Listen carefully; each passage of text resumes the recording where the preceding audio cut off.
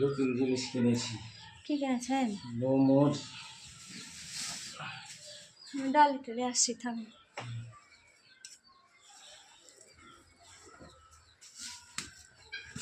ডোমের কিনেছেন, ডোমের খাইতে খুবই ভালো লাগে। আর এটা আবার জানেন জান্নাতি ফল, এটা খাইতে হয় মানুষকে। কত টাকা কেজি এগুলো পেয়েছেন? 30 টাকা। 30 টাকা একবারে টাটকা যে এখনই পেরেছে এই যে পাতা। ছোট ছোট গালা লেছি। আর ঢেঁড়সও আবার কিনেছে না? কিসের মাছ? Silver cup. সিলভার। ডিম আছে। কই ডিম? নেই।